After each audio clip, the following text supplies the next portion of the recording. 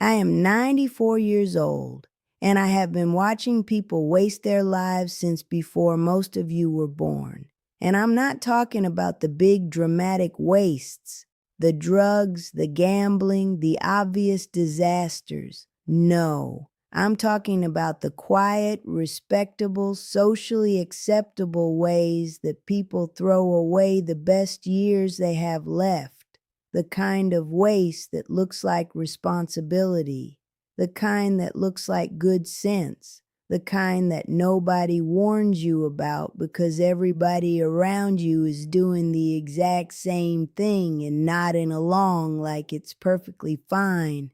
I worked 41 years as a nurse at Valdosta County Hospital in Georgia. I have held the hands of dying people. I have been in the room when the filters come off and the pretending stops and people finally say what they actually think. I buried my husband Roosevelt in 1989 after 39 years of marriage.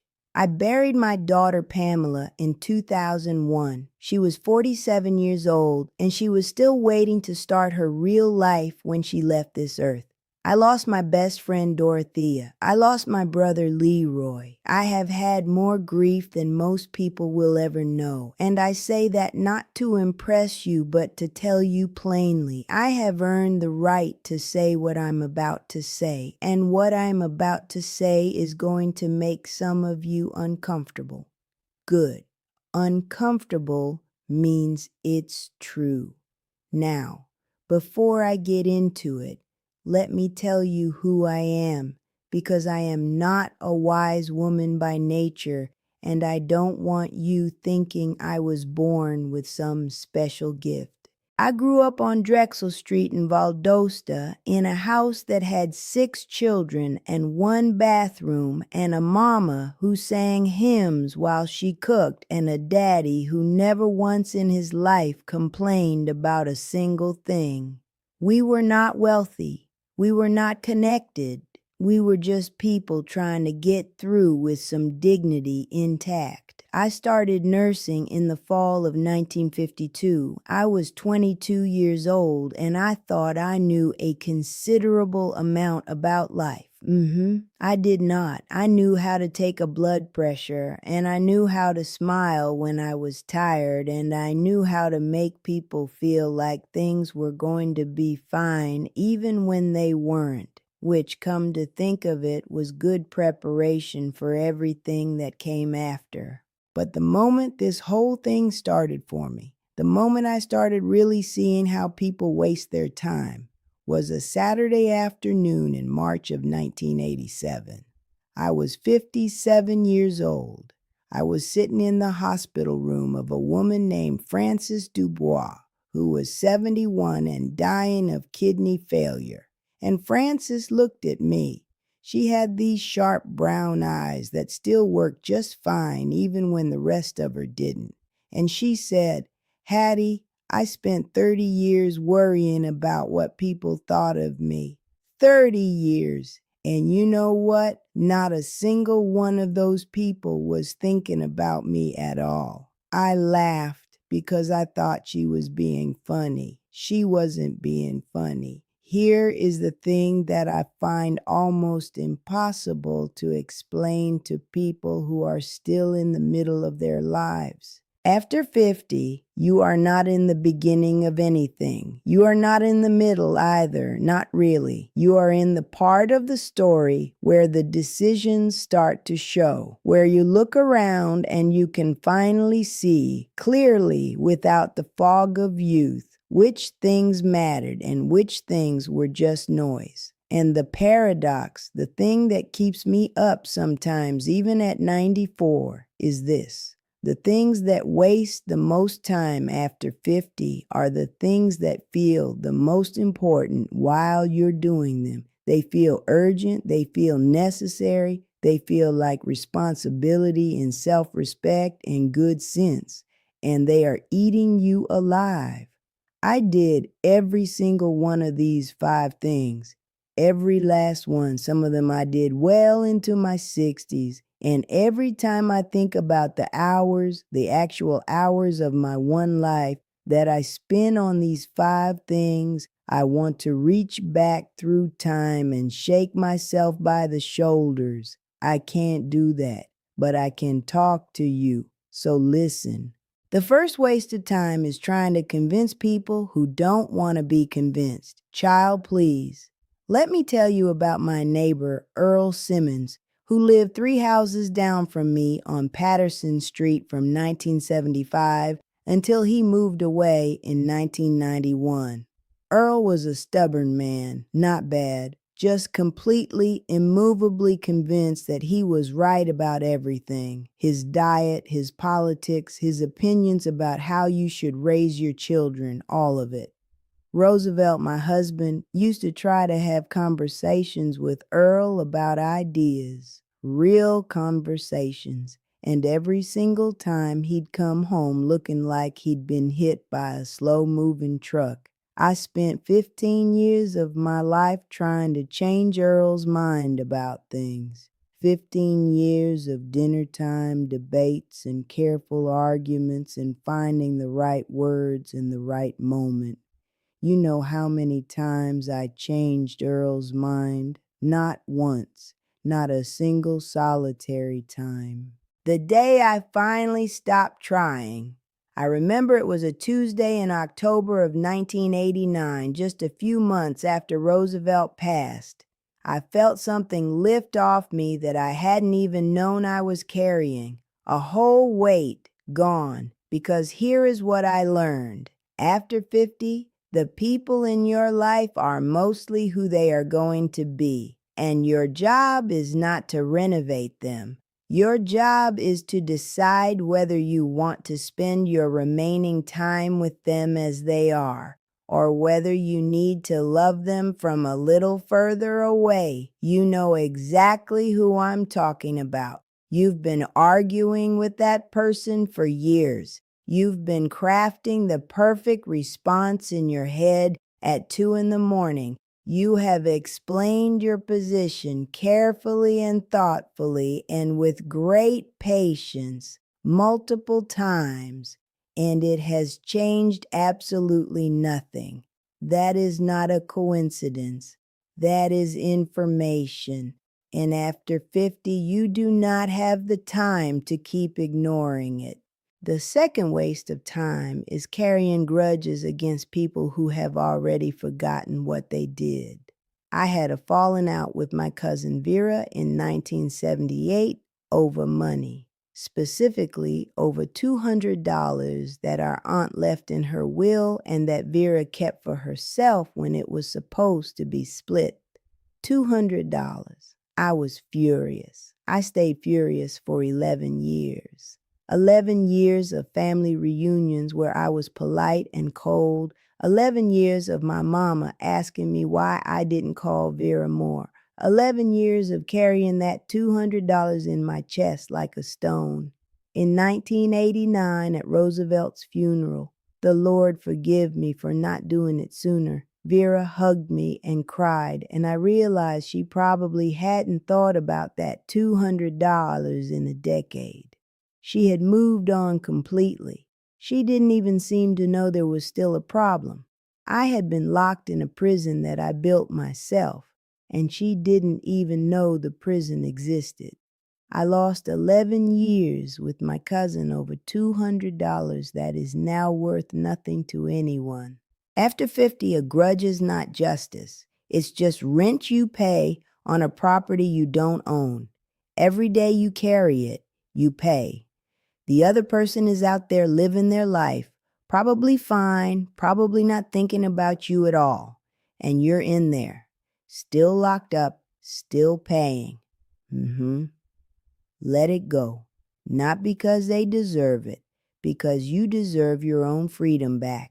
The third waste of time, and this one is going to sting, is waiting for the right moment to do the thing you actually want to do.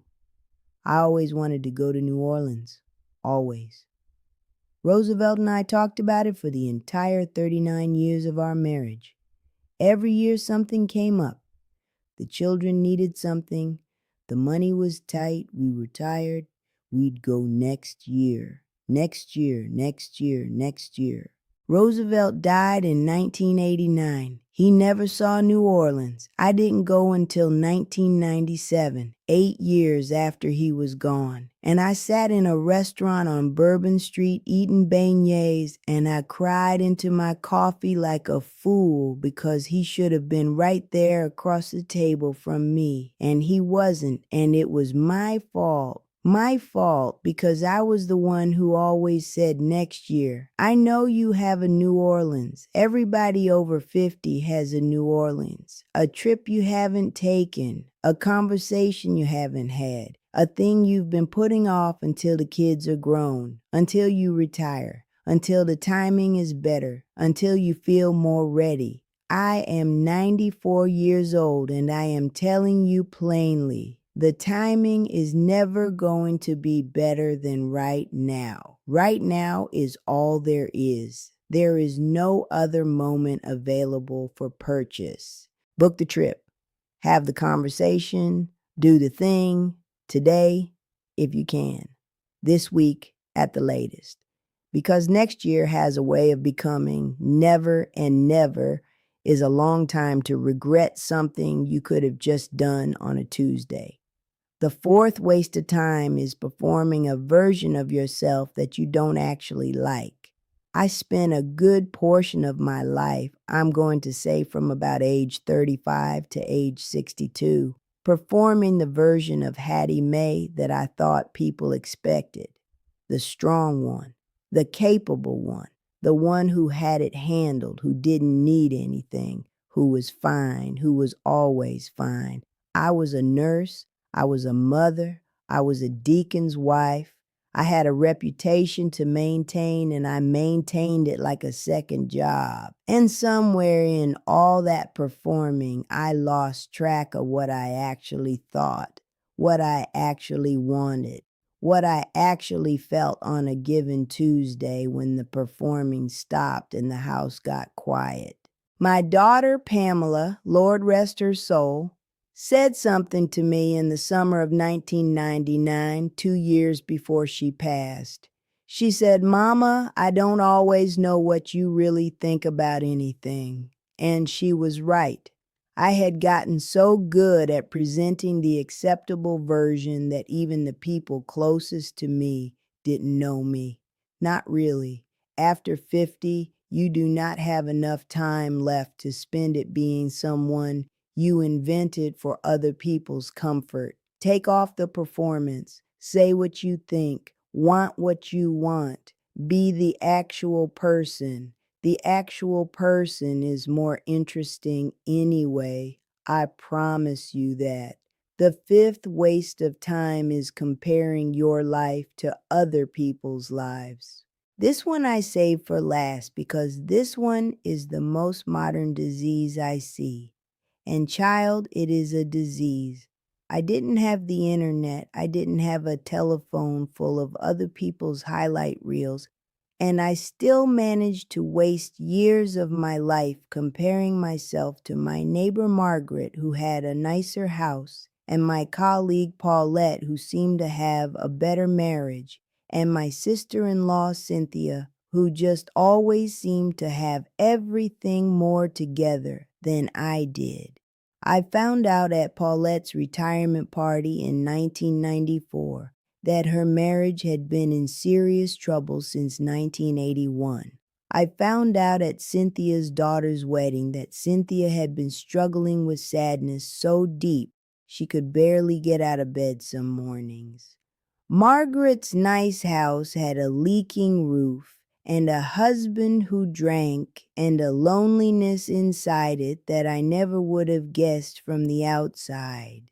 The life you are comparing yourself to does not exist. It is an outside surface with an inside you cannot see. And while you are measuring your insides against their outsides and finding yourself lacking, you are missing the only life you actually have access to, yours. with its imperfect house and its complicated relationships and its ordinary Tuesdays that are, I promise you, far more valuable than you currently believe them to be. Now, I want to stop for just a minute and talk directly to you, because I know what's happening right now. You're nodding along, you're thinking about your friend Karen or your brother-in-law or that one coworker from years back.